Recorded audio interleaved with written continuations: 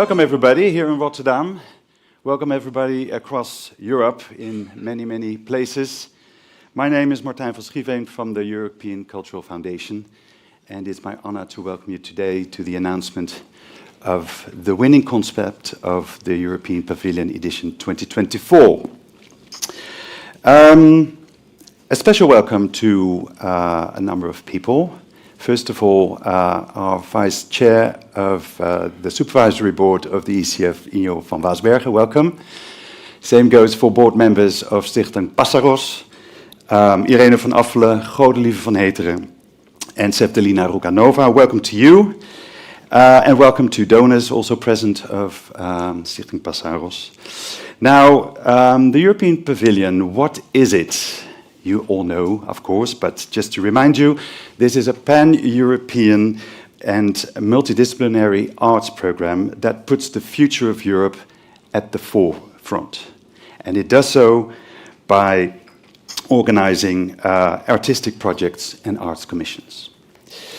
We embarked on this edition, which is the second full edition, by the way, but you will hear more about this from André Wilkens, our director, on before last summer with a call for concepts, and in December we announced 5 finalists, and today we are announcing officially the winning concept.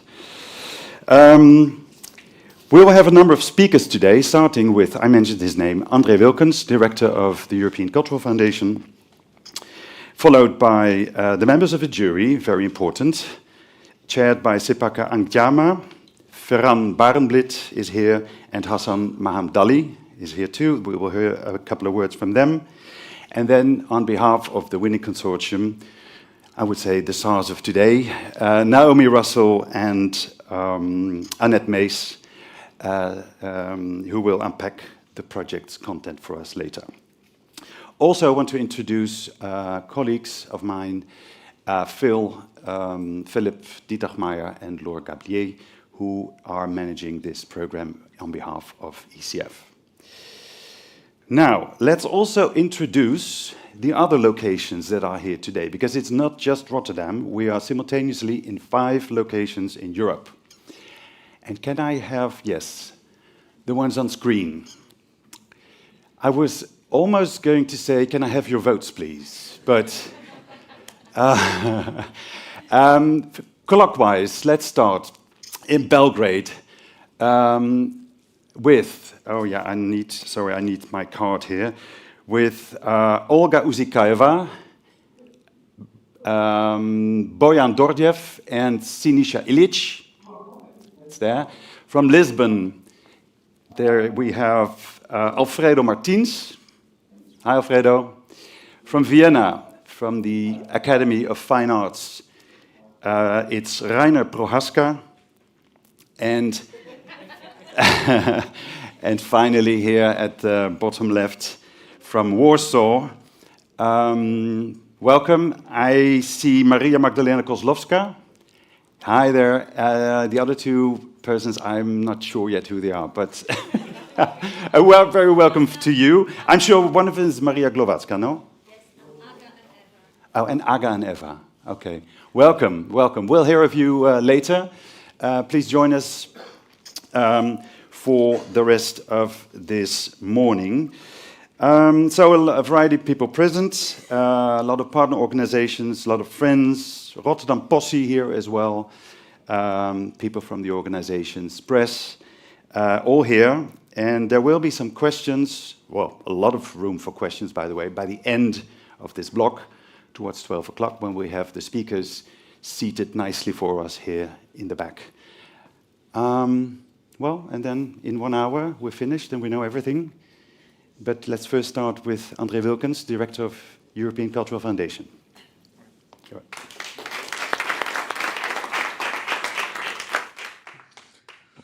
Thank you, Martijn. And lots is already said, and there's a program, and you received everything. So first of all, I want to say it's with great pride and also with great enthusiasm that I want to present the winners of this commissioning grant for the European Pavilion. But there will be much more said by other people who are much more involved in this.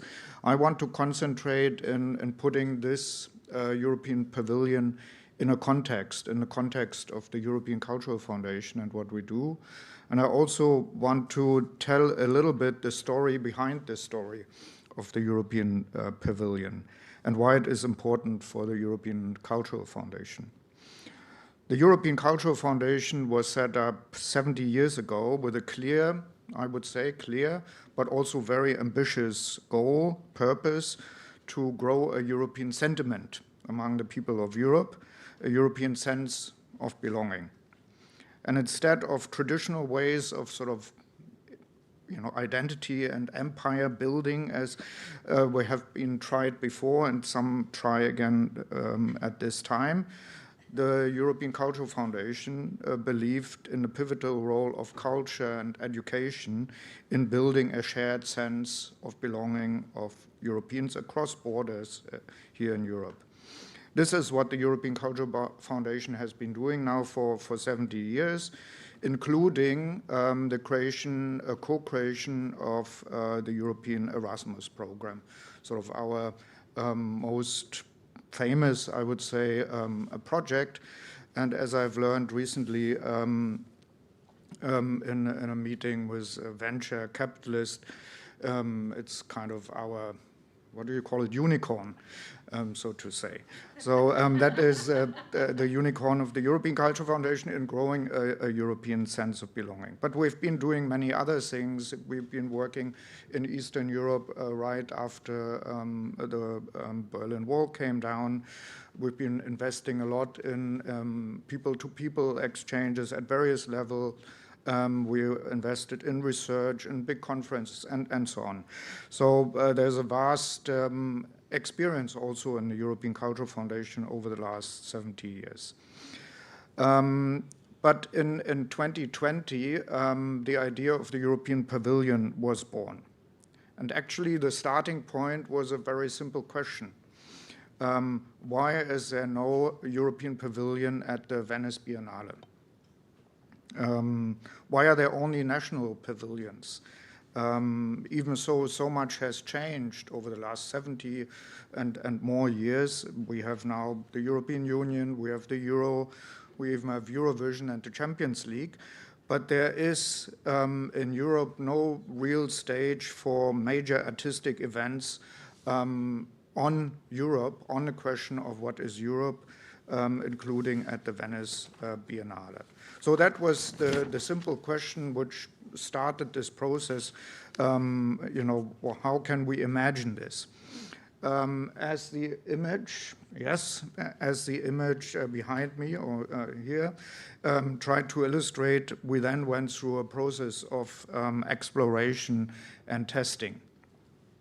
Because as simple as a question is, we had to challenge ourselves in finding an answer, because there must have been good reasons why there wasn't a European Pavilion before.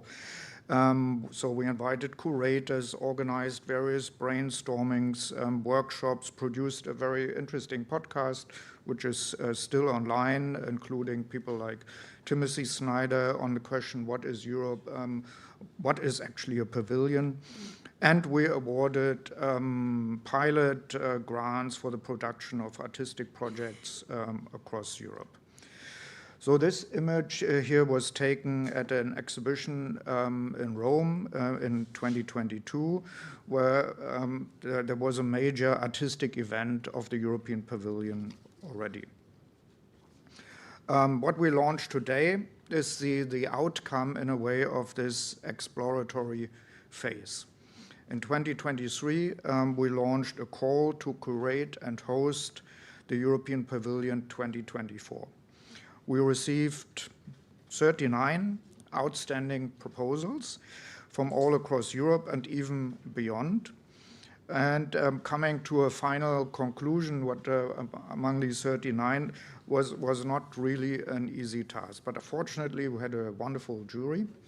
As 3 members here, we want to thank them greatly for doing this work, which was not easy because, I mean, while we didn't vote as not jury members, of course, we saw these great proposals, so it was not an easy task.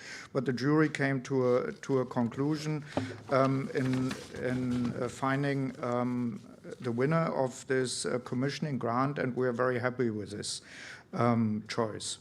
So we would like to congratulate the winning consortium, I would say, of this European Pavilion Commissioning Grant 2024, which was awarded to Espacio Agora Now. Did I pronounce that properly? Kind of, which brings together 4 organizations from Poland, Portugal, Austria, and Serbia. That's why we have also these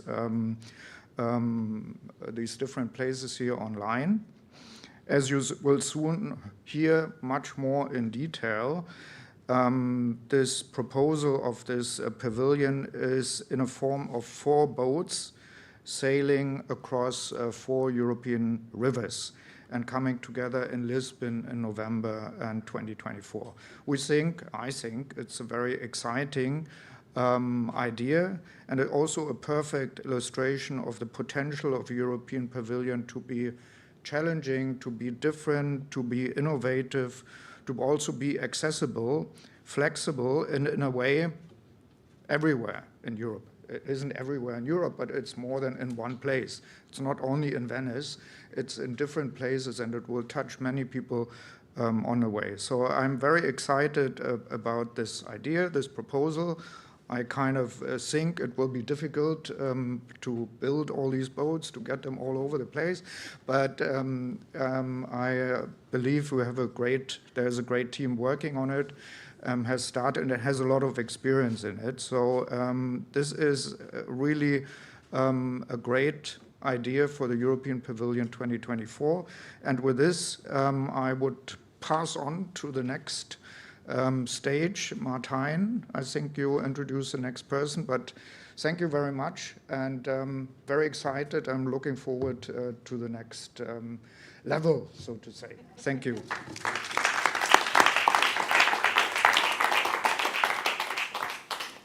Yes, thank you, André. Thank you, André.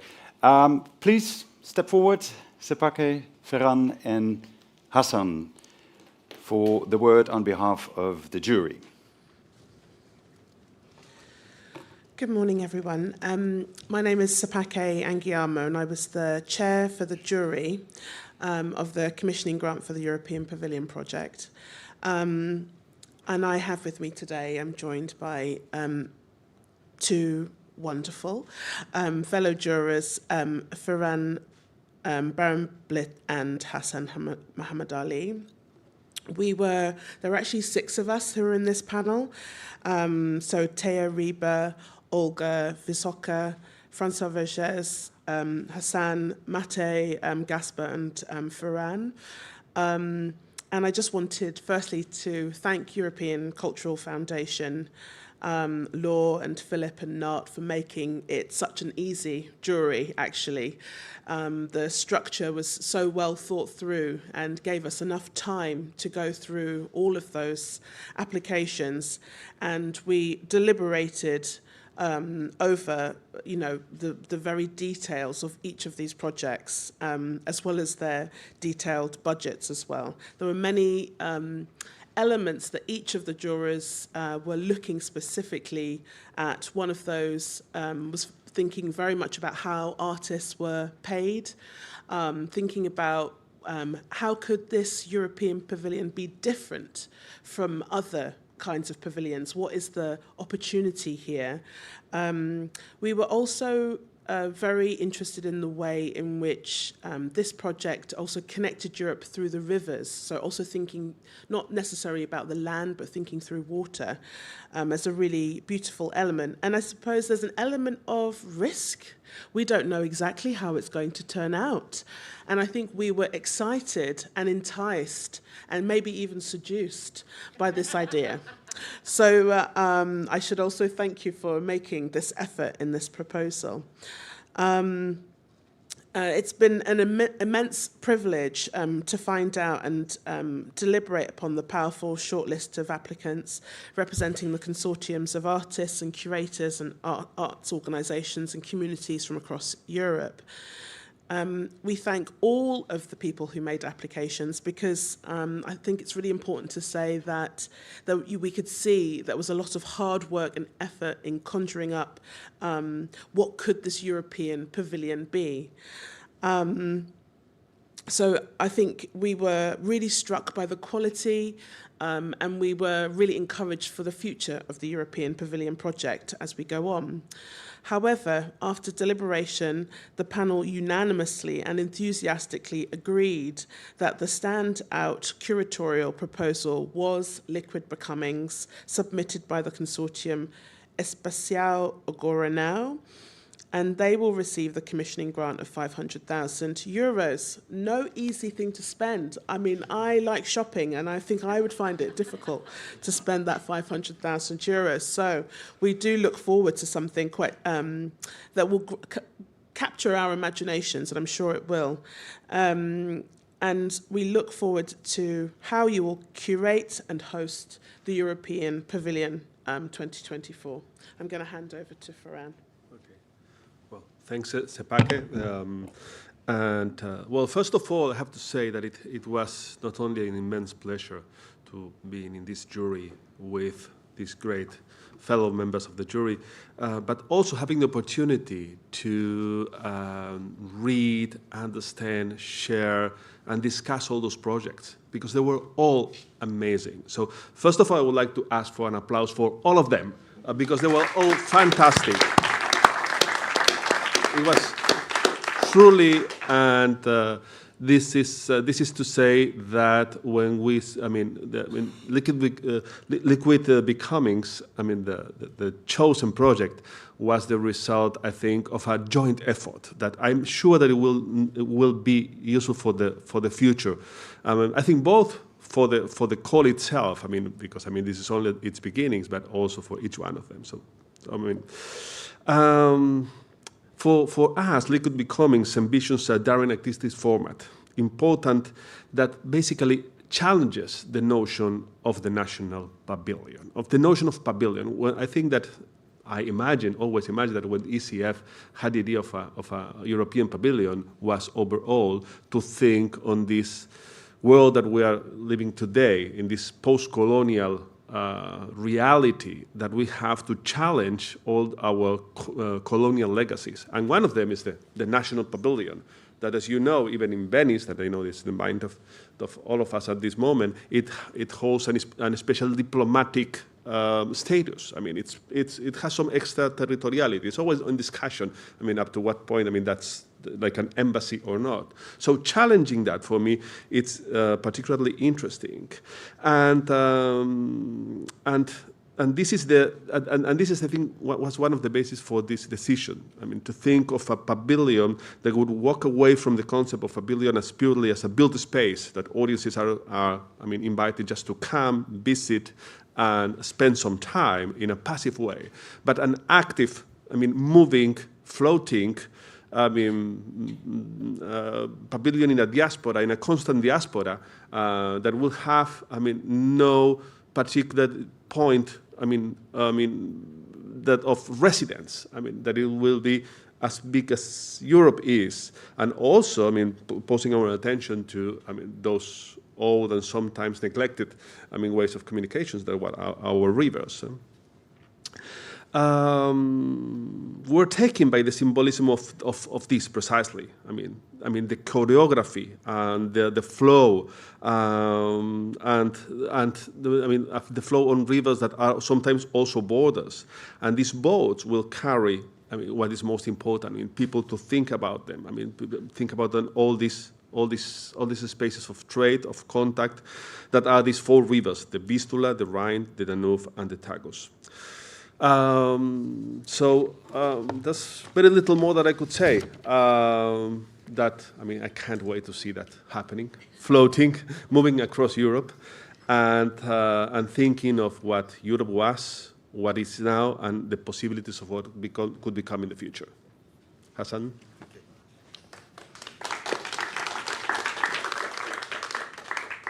So, just to conclude on behalf of all the jurors, I think we are really taking with the notion of a project that's seeking to involve different and diverse communities along their river journeys, as well as engaging those in the history-laden port of Lisbon.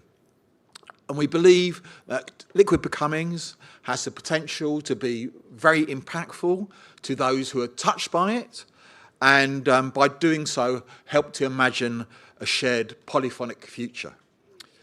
And finally, I want to reiterate something that Sepeke started with.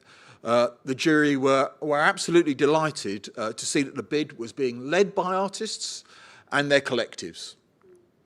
And the artists are at the centre of this proposal, along with the commitment by the curators to fully fund and support creatives and to provide the best working conditions available to facilitate their creative endeavours. So, on behalf of all the jurors, we'd like to formally congratulate the winners for their success in securing this European Pavilion Commissioning Grant, and I'm totally excited by seeing how it's going to flow. So are we, they say. Good. And finally, just to reiterate, the jury would like to thank the European Cultural Foundation for the opportunity, really, to explore all these wonderful proposals, and particular thanks to Laurie and Philippe for expertly and very sensitively and objectively facilitating the jurors' process. Thank you.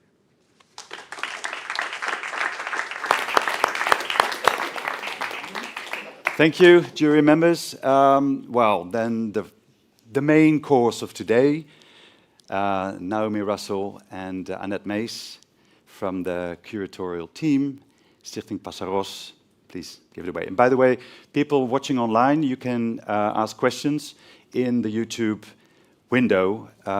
They will come here and we will process them at the end of this hour. Thank you. Russell. Thank you.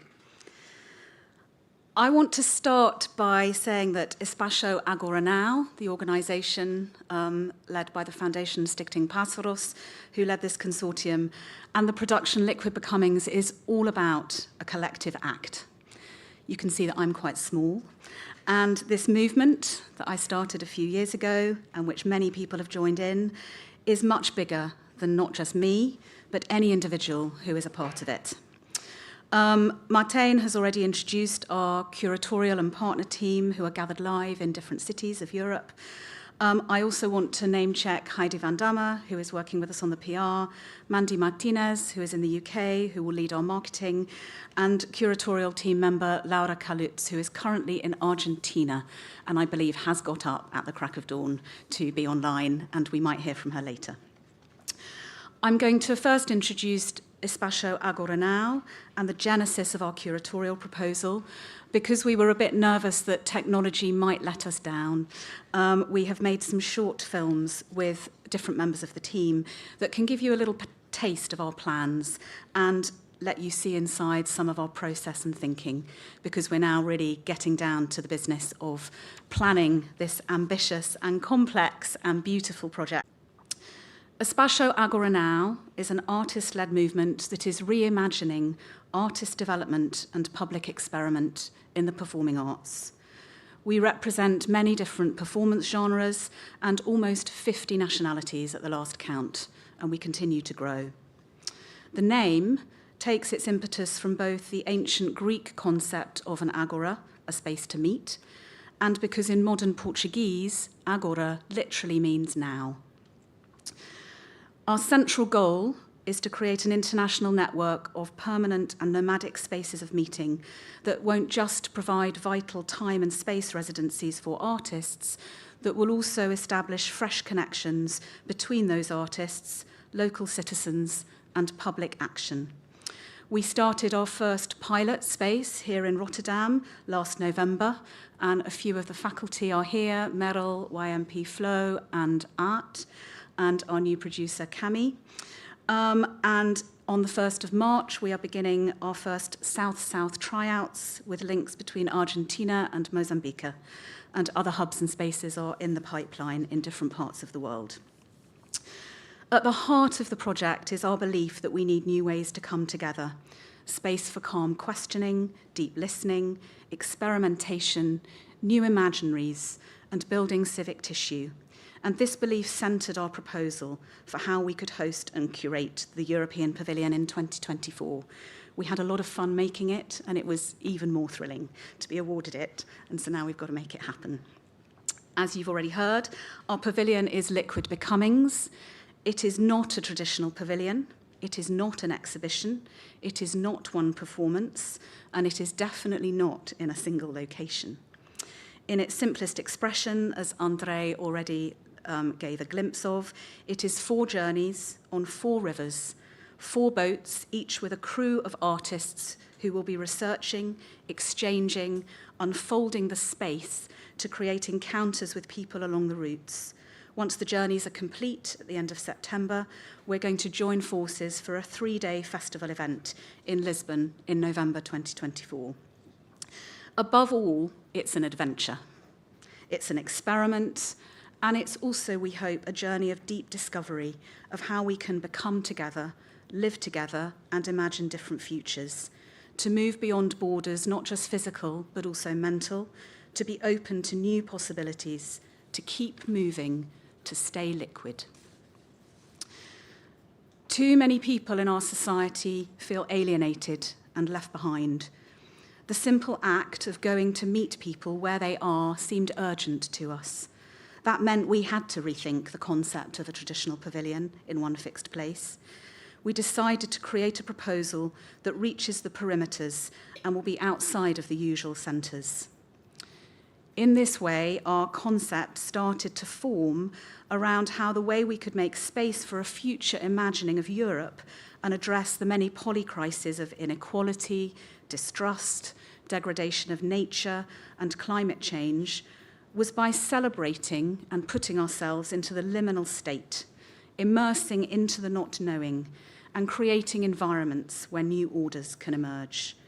Because of the European dimension, we wanted to reach as many places as possible, and we will. We expect to sail through 13 different countries. When we came together as a group from Agora Now, we were inspired at the beginning by some different texts. Paul Preciado's The South Does Not Exist, Chantal Mouffe's Agonistic Politics, and Radical Democracy were 2. In these early conversations, we didn't want to just talk about reconceptualizing Europe, but to create practices that could take us as curators and artists out of our comfort zones and where we would really commit to alternative modes of togetherness, which also means being together on very simple boats, camping, sleeping alongside each other for a period of time. What might happen? Bojan, just a couple of weeks ago, who is in Belgrade with us today, said in one of our curatorial team meetings, we're going to be the freaks on the river. And we will.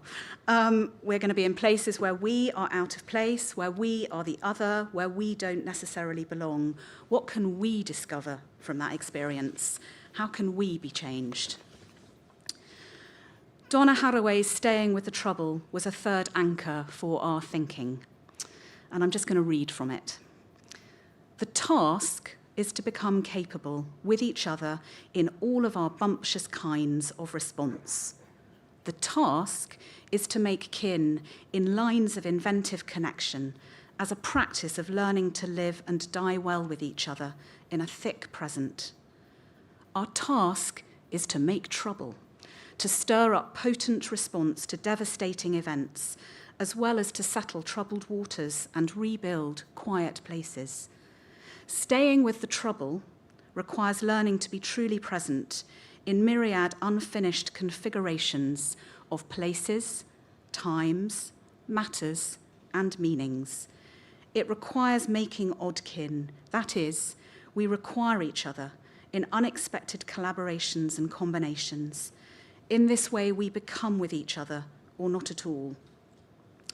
Becoming together, to experiment with solutions that allow us to feel and think together. The rivers are our first inspiration.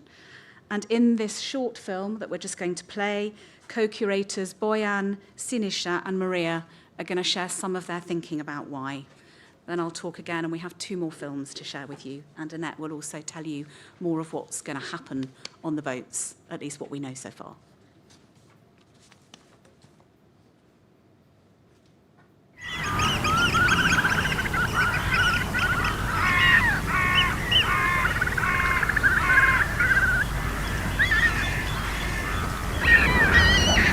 Europski metropol. Uglavnom na reki.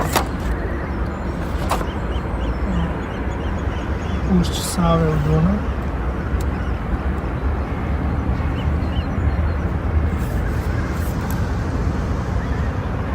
Rajna kod Bona.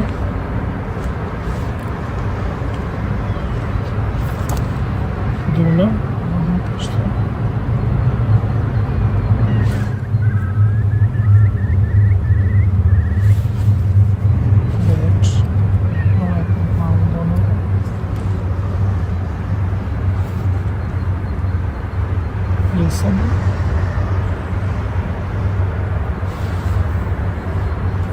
Teže. Poznaći grad. Prag. Prag.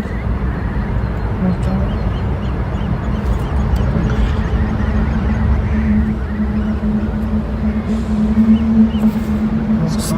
Valjda i reka Moskva. Temza.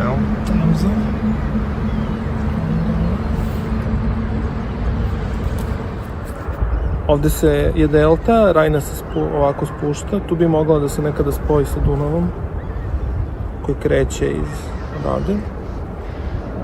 I ovde je isto. Ova reka je više zapadno, izlazi iz papira. Nekako ima svoju obalu i izlazi na okean u stvari. Ovo odlazi tu. Neke imaju, negde su na ovim crtežima ima više ovih pritoka, kao negde su baš čiste. Gde ima ovaj špic.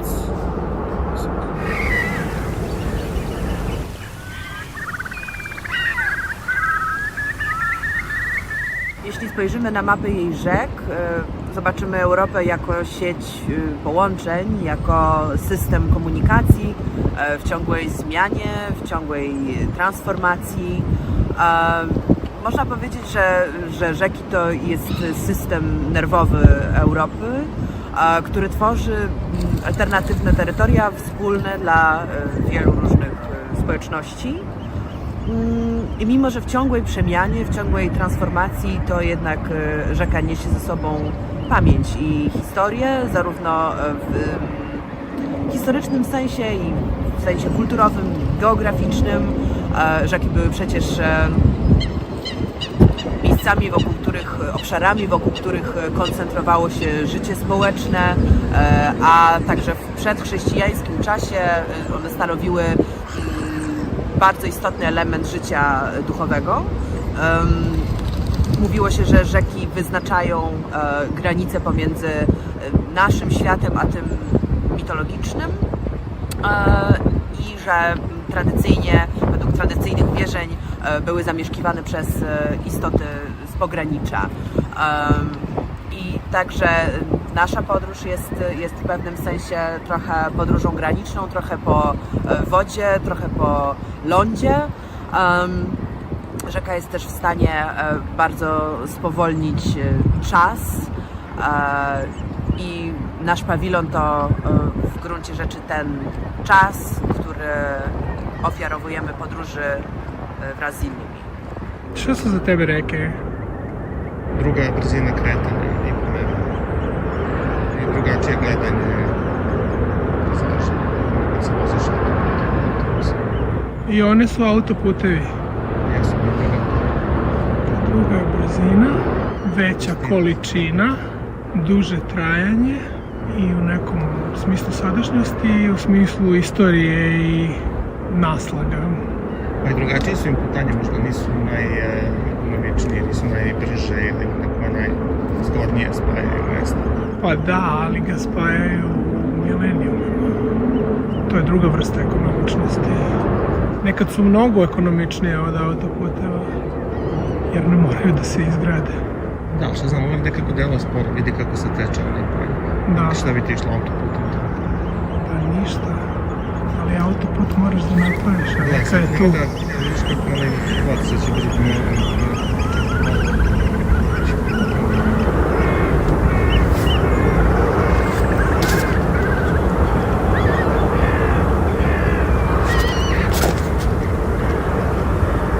To su slike o kontroli teritorije.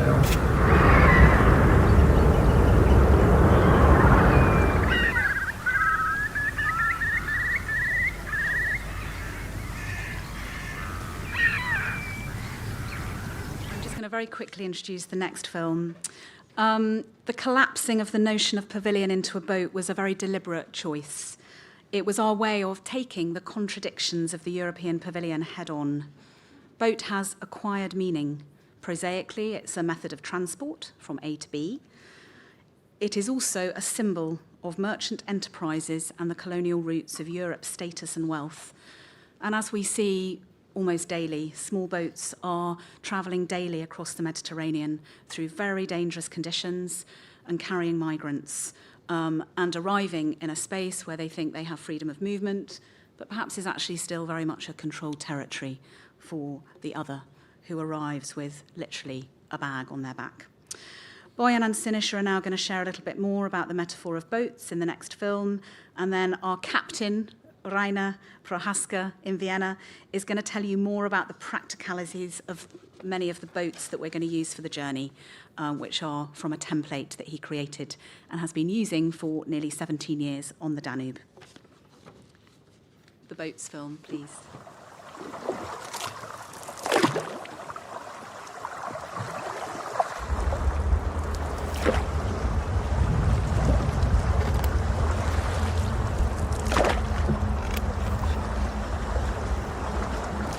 Ima raznih brodova, onih ogromnih kojima se ne prevoze samo turisti, nego i koji donose sve bezopasne stvari koje posjeduju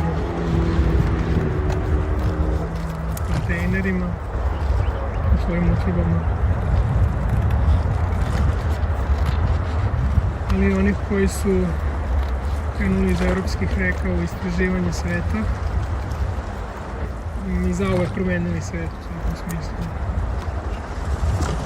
Su prevozili robove,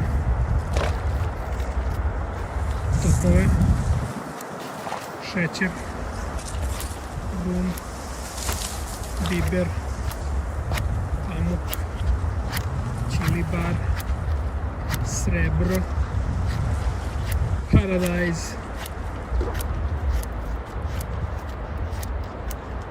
i onih malih, najmanjih brodova, splavova, brodova za spasenje.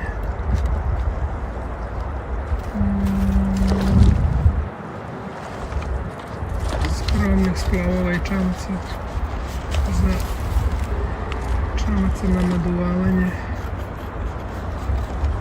koje je teško preživjeti kada se prelaze velike vode, kao što je Crni Mediteran.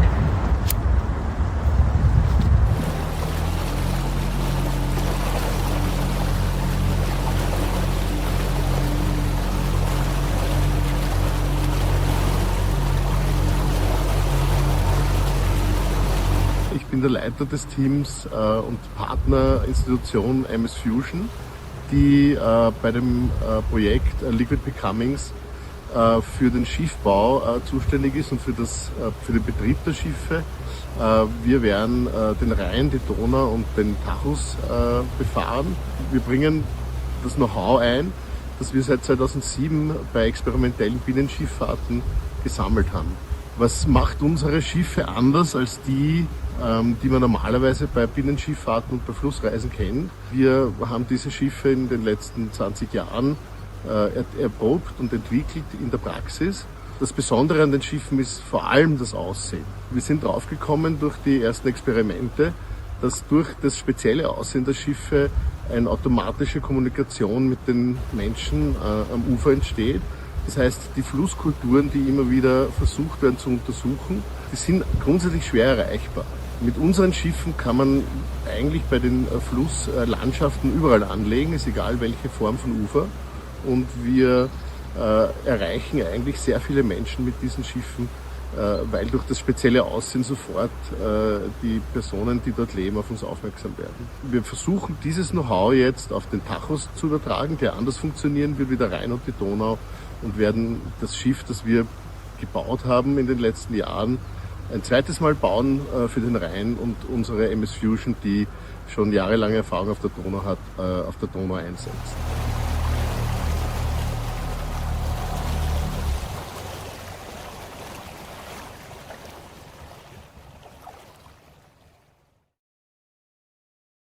Create a space to reimagine through plurality and multiplicity and really celebrate polyphony. As you've seen in the films, the river and the slowlets and the boats, they provide so many metaphors.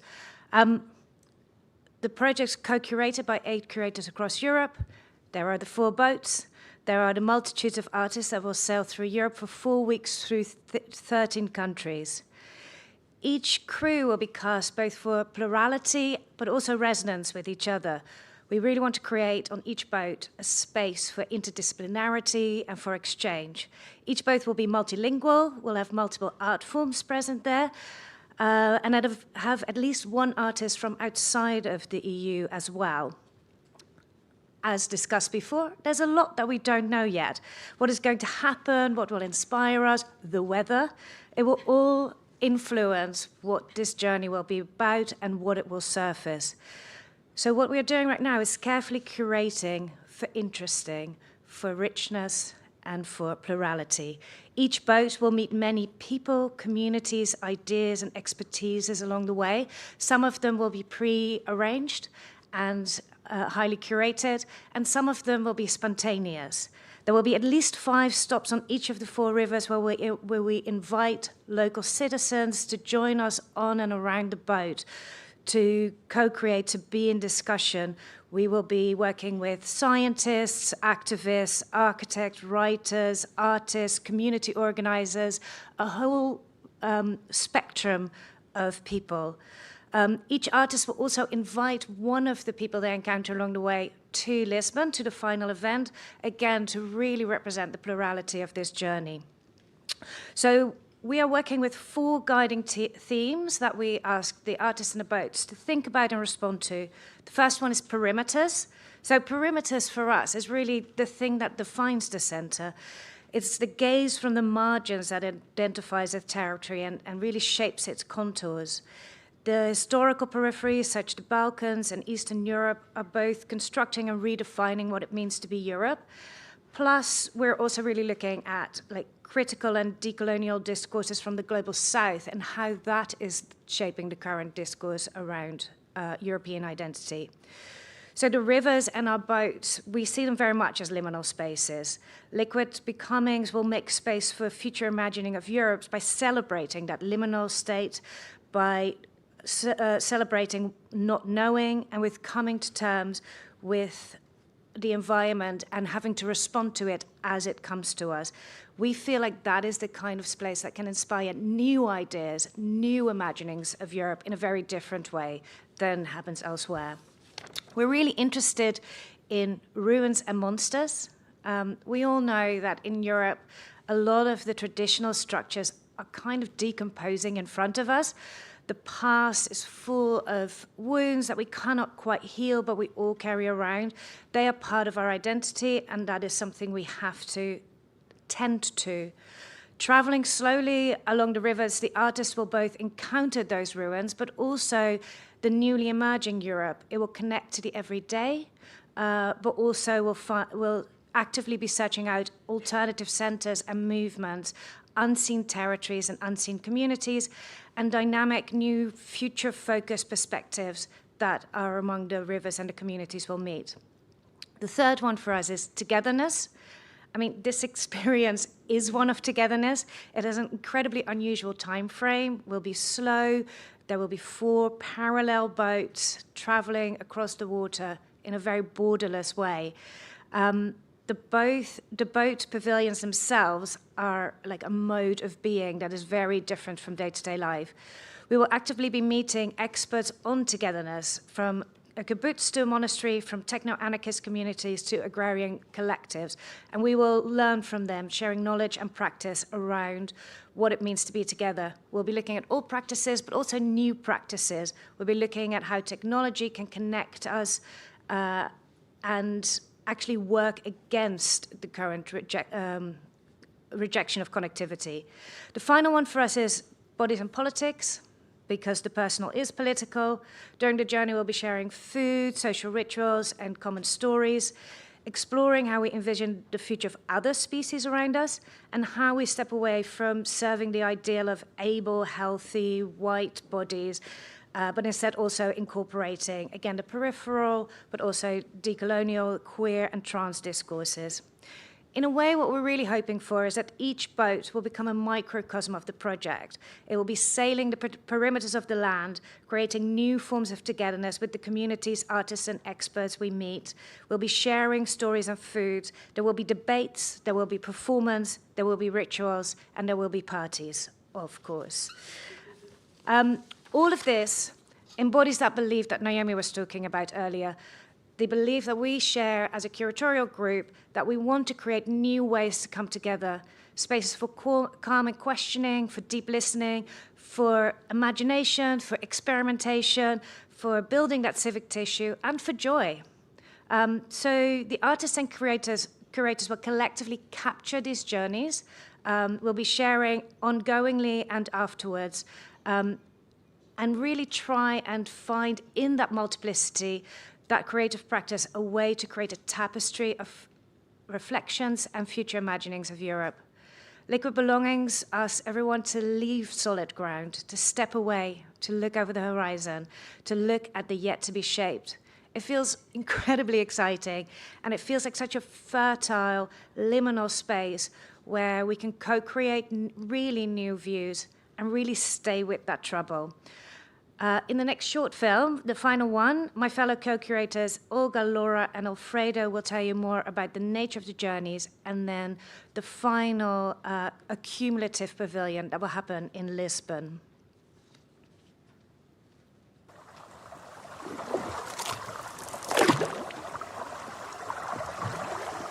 Во время пути у нас будут остановки.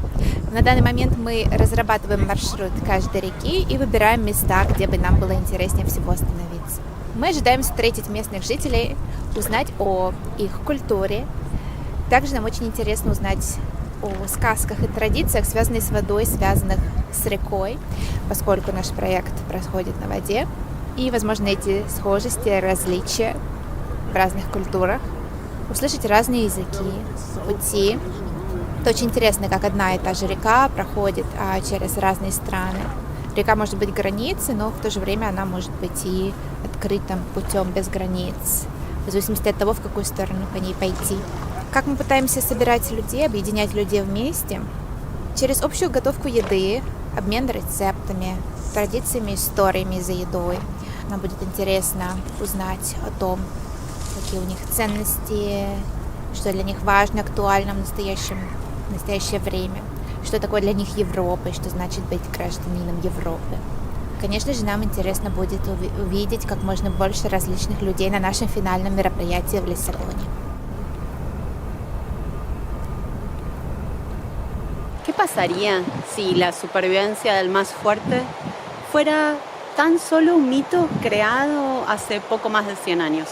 Si pudiéramos, a través de nuestras propias prácticas, nuestras estrategias, descubrir nuevas descripciones del mundo que apoyen y apoyan procesos de solidaridad, apreciación por lo que somos, por lo que hay, por lo que hacemos.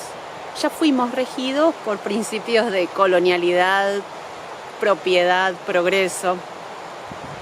Terminamos convertidos en aquello que no queremos ser, confiscados por experiencias de desigualdad, egoísmo, guerras. En el equipo de Liquid Becomings nos interesa co-crear modos de estar juntos que nos permitan pensar de qué manera contribuir al bienestar común, desarrollar la empatía, el entendimiento entre todos. Queremos suspender los prejuicios para escuchar lo que verdaderamente está pasando, libre de cualquiera de los centrismos a los cuales todos y cada uno somos parte. Durante este pabellón 2024 vamos a tener muchas diferentes oportunidades de encontrarnos. Cenas abiertas, all-in parties, debates muy especiales, encuentros uno a uno. Vamos a estar a la casa de expertos de todo tipo, al punto que vos también podrías ser uno de esos expertos sin todavía saberlo. Vamos a hacer experimentos en donde la participación social será la clave a la hora de ensayar maneras de estar juntos.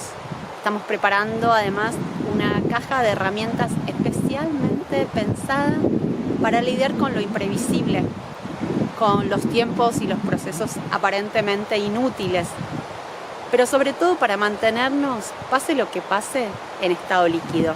Durante nuestros viajes queremos encontrarte a vos. Nos vamos a ir juntando de maneras todavía impensadas, porque aún nosotros mismos todavía no sabemos hasta dónde puede llegar el experimento. Lo que sí sabemos es que cuando cerremos el pabellón de este año, vamos a dejar una herencia valiosa de experiencias que serán parte de esta nueva manera de estar juntos.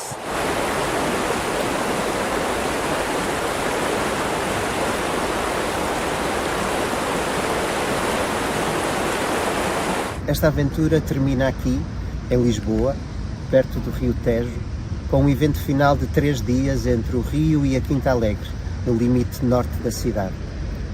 Portugal é a fronteira mais ocidental da Europa. O oceano marca o fim da terra, mas é também saída e entrada. A cidade de Lisboa e o Rio Tejo são profundamente marcados por estes movimentos.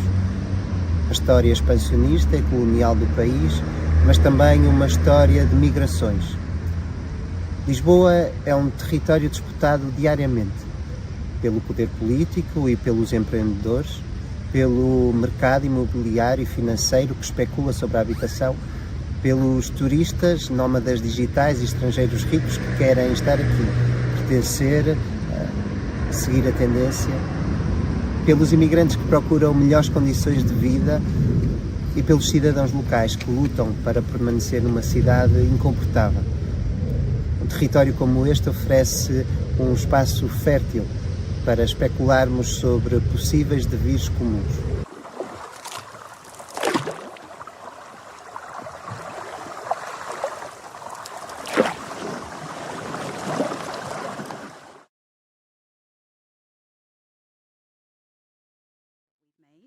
Let me find my notes.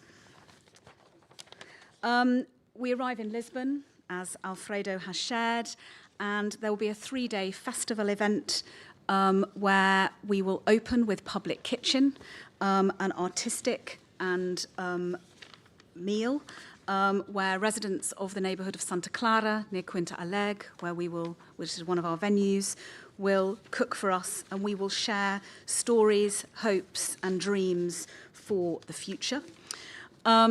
We are going to be commissioning new work by Portuguese artists, including writer Gonzalo Tavares, theatre maker Paula Diogo, and sound artist and musician Jonathan Udiel Saldana, who is going to make a new polyphonic piece working with local communities. As Annette said, we will invite citizens we've met to join us, and this will be a big celebration of everything we've learnt, and who knows, we hope the beginning of new journeys. It just goes for me to say at the end that we are an artist-led movement. We're hoping to give 46 independent artists a paid opportunity through this project. We have set aside budget to ensure that one artist on each of the boats can come from the Global South, and there'll be no economic barriers to that. And above all, we really want to use Liquid Becomings. We are a young foundation. We will be 3 years old in April, to continue to sort of sustain and multiply our future and the opportunities that we can give to artists and to bring them closer to communities in many different places around the world, whether that's Rotterdam, Buenos Aires, Maputo, Belgrade, and who knows where else. The boats that we're making, there will be 2 that we will be able to use in perpetuity, and we hope to invite other people to host them from 2025 onwards. But first, we need to produce and make happen liquid becomings, and then we will start to dream about the future. Thank you very much.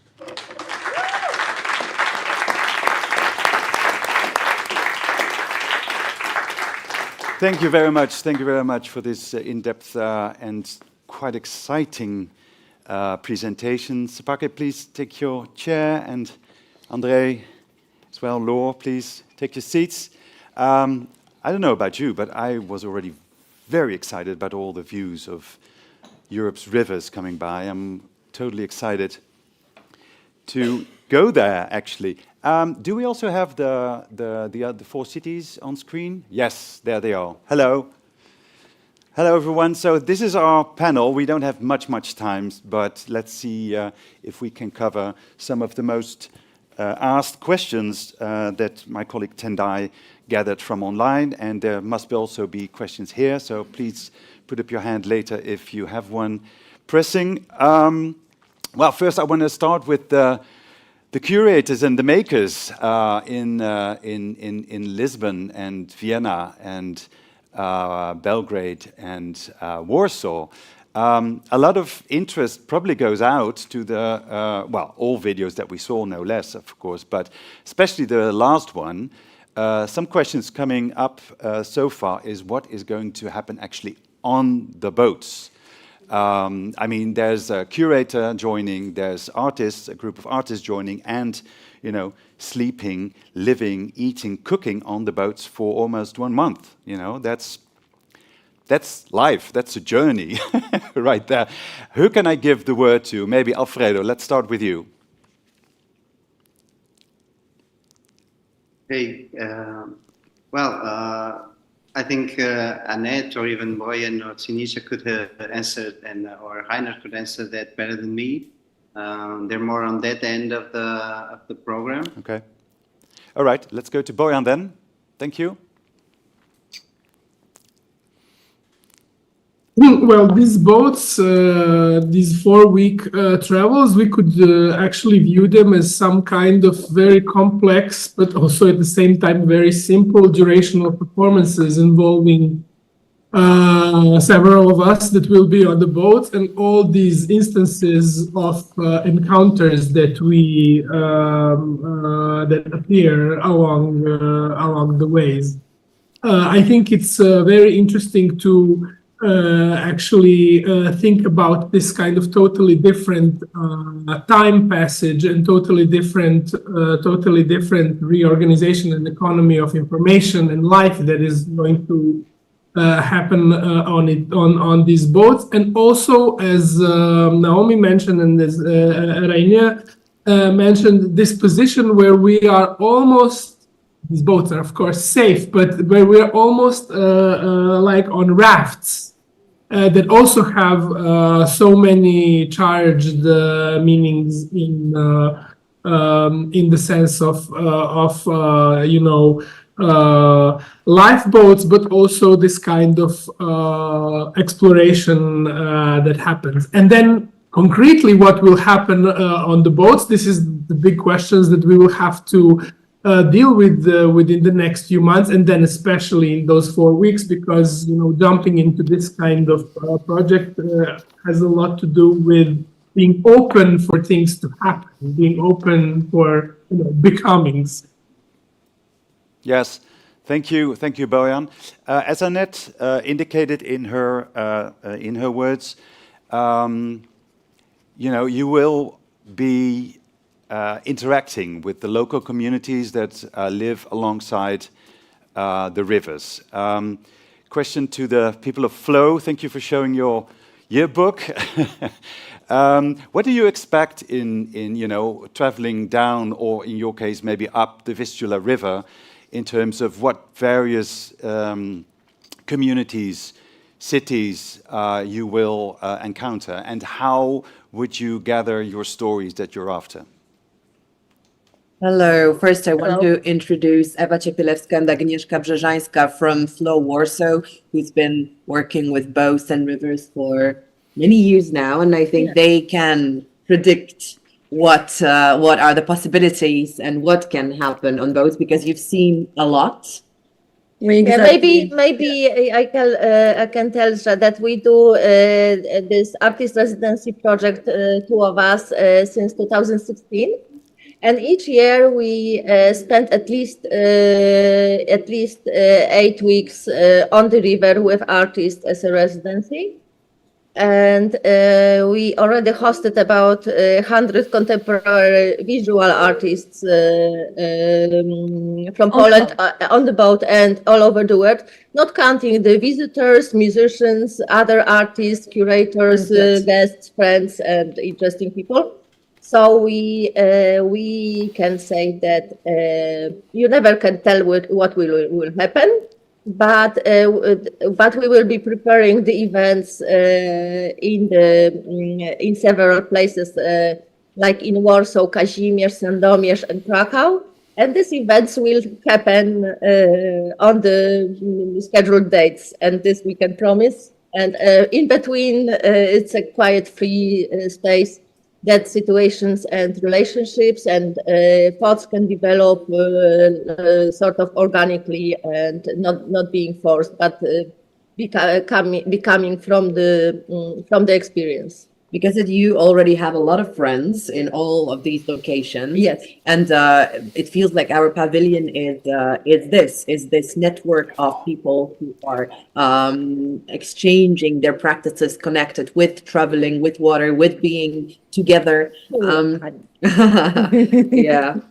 There are some pictures from last flows. We know what can happen. We also have many friends with people who are already making boats, who are going on the river, who are connected with the rivers in Poland. So we are quite well prepared to do this journey, with, of course, a huge openness towards the adventure. Okay, thank you. We cannot stop. Okay, thank you. A quick question to Rainer in Vienna. As MS Fusion, you are basically the designer of the boats, isn't it? Yeah, that's true. Can you? We saw some great, like almost a Meccano package of the boats that will be assembled for this. Can you say a little bit of how your process will be up until the moment then when the sailing starts, which is the 1st of September? We have already started with the whole designing and assembling process, because building free boats is something different. We have a lot of experience with Danube and rivers like the Rhine. So the first thing we will do is we are preparing to copy the MS Fusion, which has already sailed on the Danube 3 times. And we try to make some details better on that for this project here. And then we have a very, very interesting and exciting issue, which is the boat for the Tagus. Because the Tagus River will be different to Rhine and Danube, as I have already mentioned in the videos you saw before. And we will start in April or May. So my designer, Hanna Primitshofer, we met 2 weeks ago on the River Danube, and we will test this ship near Krems, which is like 1 hour upstream of Vienna. We have a special bay there where we can build wet, how we call it. So we build in the water and then go frequently out in the current sea with this boat to see how this new construction will be. We have already plans for that. So in my head, it's almost done. But of course, the real thing is then in the water. And the whole process of all this logistic and testing will, as I said, start in April. And final assembling is in, like, let's say, end of July, and then in mid of August we prepare to bring all the boats to the starting points. That's the schedule, more or less. Yes, yes, thank you, Rainer. Before Alfredo, we come back to you regarding the end pavilion, so to speak, in November. Before that, let's zoom out a little bit here. I mean, 4 rivers, 13 countries, almost 50 artists, and there was one other number, 28 days, a lot of numbers and facts here, that this project is taking place. Let's look at the broader scope first. A question for Sepake. How is the European Pavilion, and then this edition 2024, like a metaphor for the future of Europe? Or rather, you know, how is this relevant for Europe? Oh, sorry, I give you a handheld. Hold on. Does work. Thank you. Can you hear me? Yeah. Yes, I was just sort of thinking about the fact that, in a way, the European Pavilion is undefined. There isn't a fixed definition of what the European Pavilion actually is.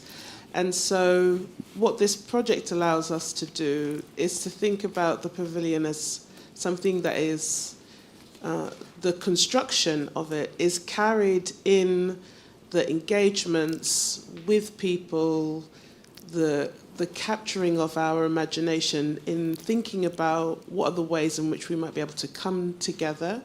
So that for me, I think the boats become, in a way, a sort of metaphor, a carrier of meaning, of bringing this question of what does it mean for us to come together. And I was also really struck by something that Annette said earlier about the construction of the social tissue. And in a way, this kind of, these sinews, these in-between, these liminal spaces are something that actually maybe weaves or brings together these notions of a European becoming. Maybe coming back to what Andre said about, you know, what could this wider notion or a sense of identity be? So I feel that what is really exciting for me about this, you know, this idea about a metaphor, a carrier of meaning, is that we don't know what it is yet, and that was you know, waiting for the unexpected to happen.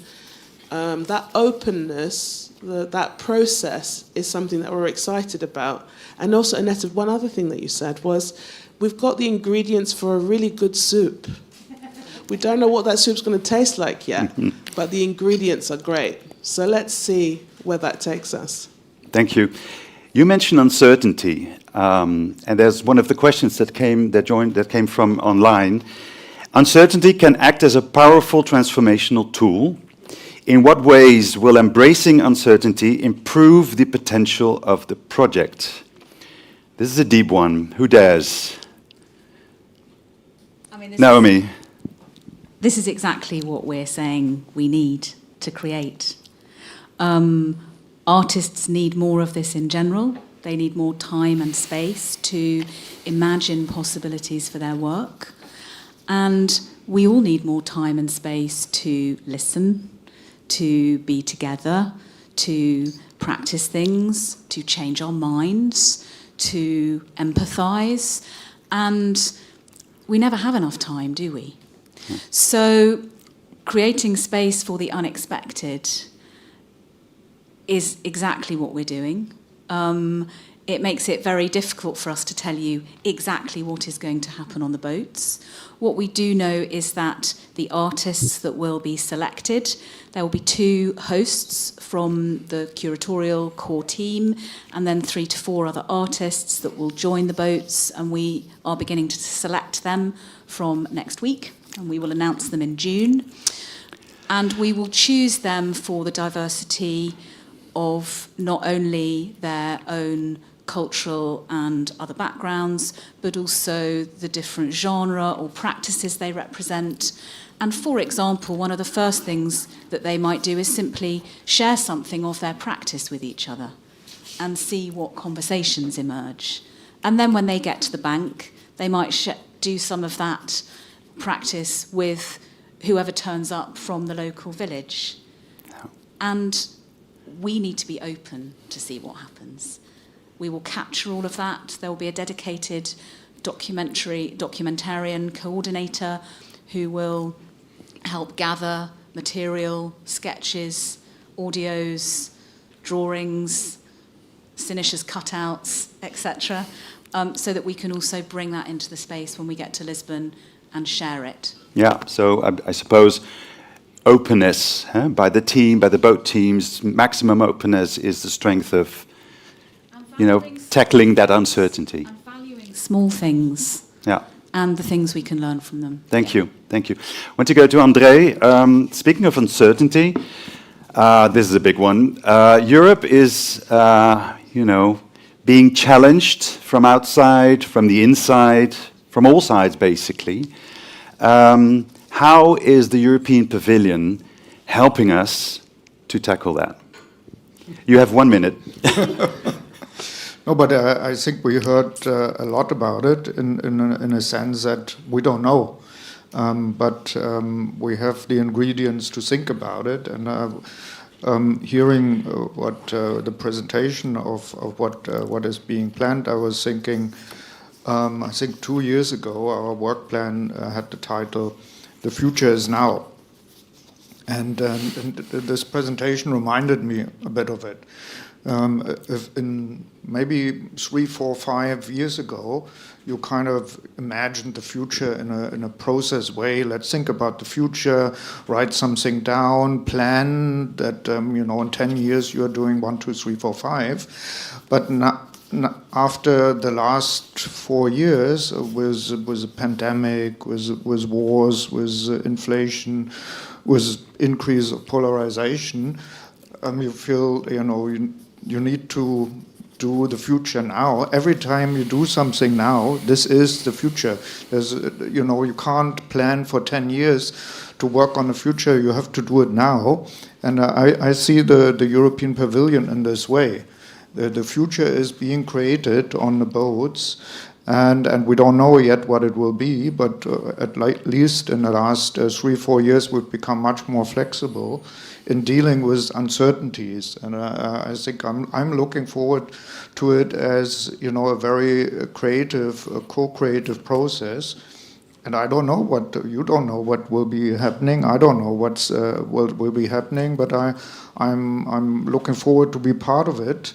And in Lisbon, we will have something, but even probably 10 days before Lisbon, you also don't know exactly what it will be, but you have a better understanding. And I think that's a bit our times, but also the other thing I want to say is we are often at the moment too much dealing with the present and partly also with the past, and there's hardly any time to think about the future, or maybe not even enough desire to, or no space, but you have to, and that's what I'm also looking forward in this project, to take the time to think about the future and create futures where people have the aspiration, yes, that's where I want to go.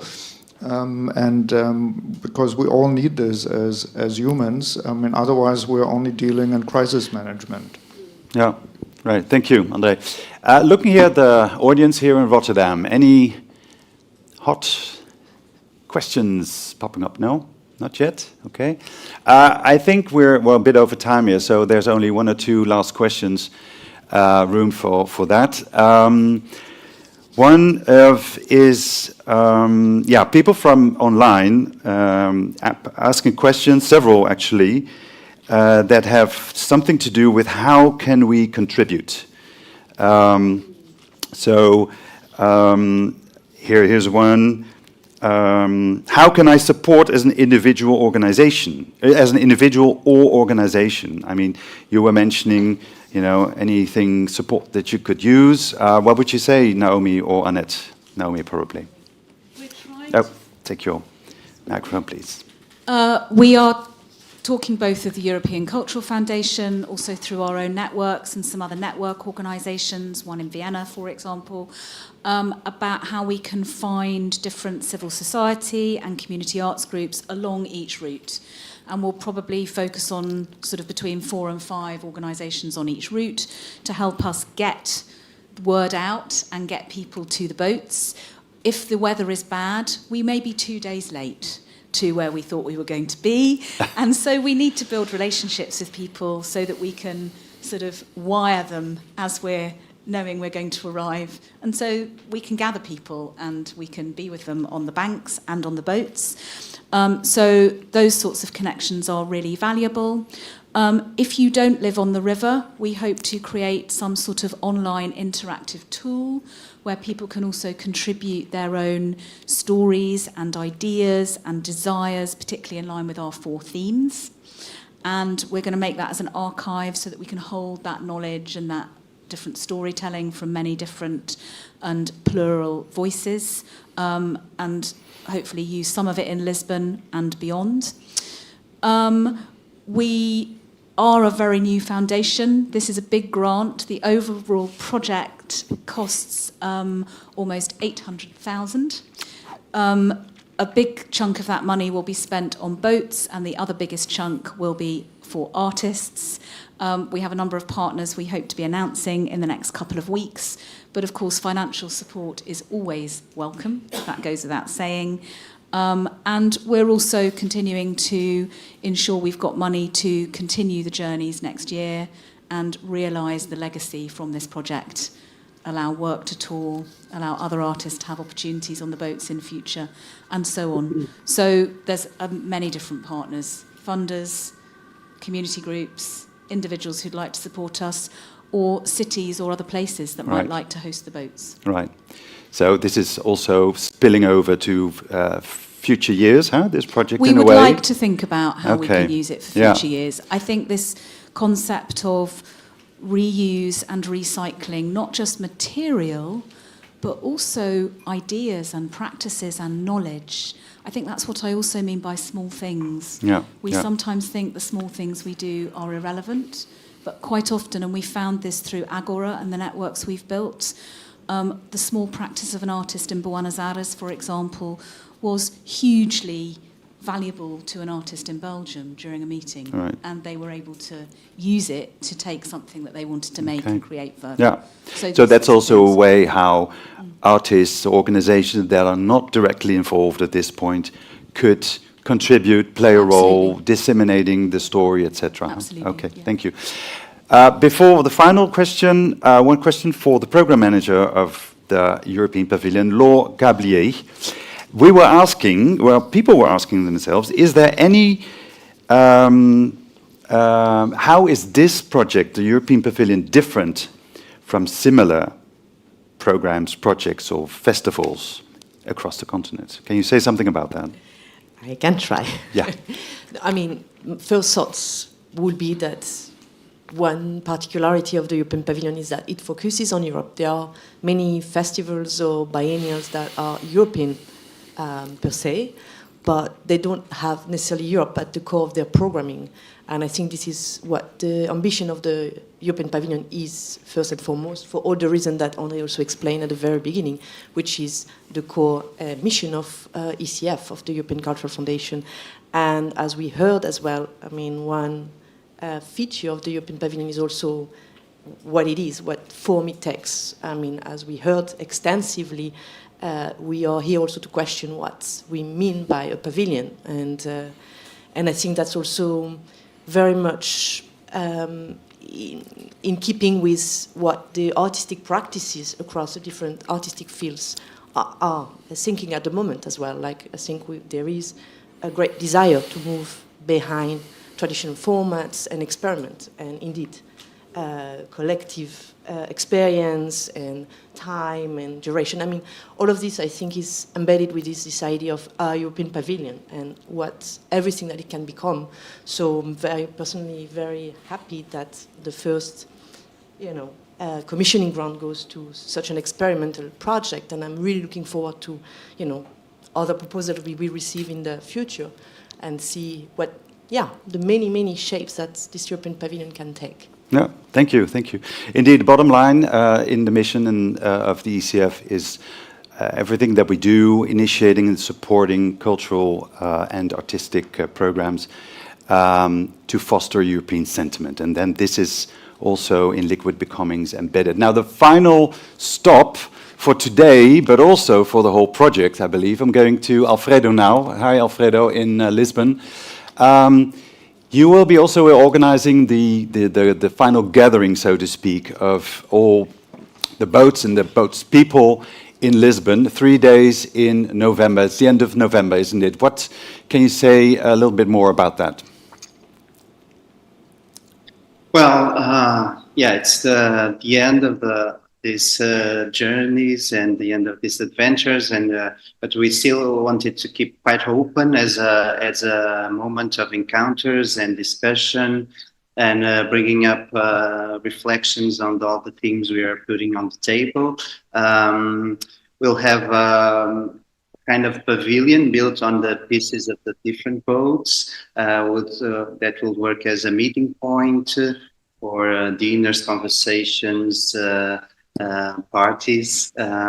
We also want to invite local artists to produce or to present materials and artistic objects that can dialogue and collaborate with the artists coming from the cruise. And the final part of the event will take place here where I am. It's a beautiful palace that became a cultural center and the whole event will be happening in the east side of the city. Of course, this was an option to get out of the center where everything apparently happens, and to locate it in the peripheries of the city.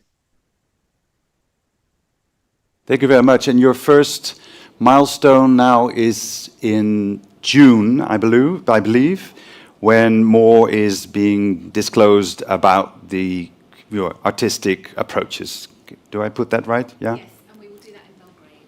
You will do that in Belgrade. Okay. So then we will meet Bojan, Sinisha, and Olga, and all the people that you have gathered there as well. All right. If there's no more pressing items, I see one question here. Yes. Do the four boats arrive together in Lisbon, or is there an in-between period that the four teams gather before? Okay. I will reiterate the question. Do the four boats arrive in Lisbon in November all together, or is it in an interval? Your mic, please. I will learn. The four boats will end in 4 different places at the end of September, beginning of October. The model that Rania created, the Vistula boat is a fixed boat, but the other 3 boats can be very easily dismantled and rebuilt. So they won't sail to Lisbon. Their parts will arrive in Lisbon, and we will create a shared pavilion with the many parts of the different boats. And we also, as we've started to go a bit deeper into our idea as a curatorial team, and we're still very much working on this, we also hope that we will collect material and object that is meaningful to the people we've met on the journeys, and this will also become part of the final structure alongside Quinta Alegre that we will do many of the activities in. So essentially we're going to build a big space with the boats in Lisbon on the water in Beato, and that is going to be several miles away from Quinta Alegre, and these 2 spaces will be joined up through different artistic interventions, walks, and other activities. Thank you. Thank you. Okay, so a pavilion in the end. There will be a physical one. Thank you, everybody. This is it for today. I'm so excited. I hope you are too. If you have anything else to ask or to contribute or to, say hi to, here they are. We're going to see a lot of each other, a lot of these great people in their journey, in their process towards the sail off, I want to say it that way, or the start of the sail in September. And the end of it, the end of September, also in Rotterdam, by the way, the ship will dock.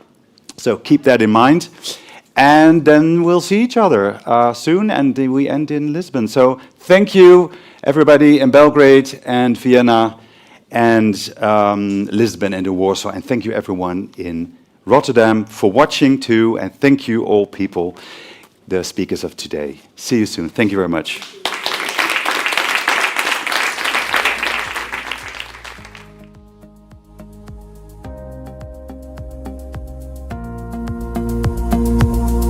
Thank you so much, everybody. That was a pleasure.